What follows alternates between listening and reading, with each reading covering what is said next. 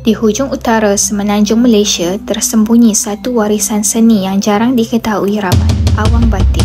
Seni ini bukan sekadar hiburan, tetapi sebuah cerminan budaya dan sejarah masyarakat Melayu Perlis yang berusia ratusan tahun. Kisah Awang Batil bermula dengan satu legenda yang diceritakan turun-temurun. Menurut cerita rakyat, seorang gadis muda di sebuah kampung minum air dari lopak batu di dalam hutan yang dipercayai air kencing gajah. Akibatnya gadis itu hamil dan melahirkan seorang anak lelaki yang diberi nama Awang. Namun, tanpa bapa yang jelas, Awang sering dihina sebagai anak luar nikah. Dihimpit penghinaan, Awang lari ke hutan untuk mencari asal-usulnya. Di sana, dia bertemu seekor gajah putih yang memberikan kepadanya sebuah batil, bekas tembaga untuk menakung air. Dengan batil inilah Awang mula mengembara, membawa kisahnya ke seluruh pelosok tanah Melayu. Namun, seni ini tidak selalu dikenali sebagai Awang Batil. Pada asalnya, seni ini disebut sebagai Awang Belanga kerana penglipur lara pada zaman dahulu menggunakan belanga tembaga sebagai alat muzik. Namun,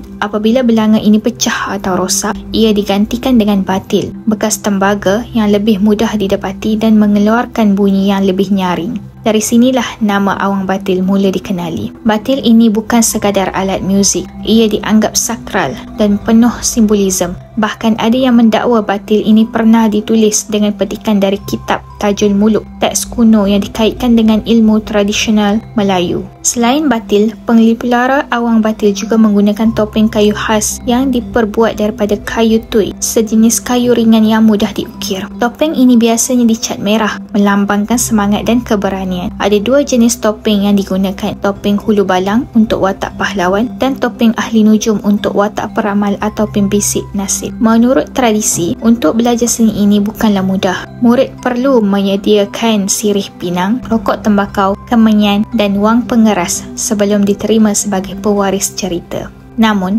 Ramli Mahmud, pewaris terakhir Awang Batil, mempelajari seni ini secara lisan daripada bapanya tanpa sebarang ritual pembakaran kemenyan. Persembahan Awang Batil sering dilakukan dalam rumah kecil yang diminahas setinggi 3 hingga 4 meter dengan penonton duduk mengelilingi struktur ini. Satu cerita boleh memakan masa beberapa malam untuk dihabiskan dan disampaikan dengan iringan muzik tradisional, biola, serunai dan rebana. Cerita-cerita Awang Batil sering bergenre komedi, penuh jenaka, spontan dan sindiran sosial. Dalam satu kajian, ada diceritakan bagaimana penglipur lara mampu mencuit hati penonton dengan lirik-lirik lucu, bahkan menyelit lagu-lagu evergreen seperti nyanyian Sharifah Aini dan Ahmad Jais. Kini, seni Awang Batil berdepan ancaman kepupusan. Walaupun seni ini pernah diundang membuat persembahan di luar negara seperti Jepun dan Jerman, ia masih kurang dikenali di tanah air sendiri. Ramli Mahmud yang diiktiraf sebagai orang warisan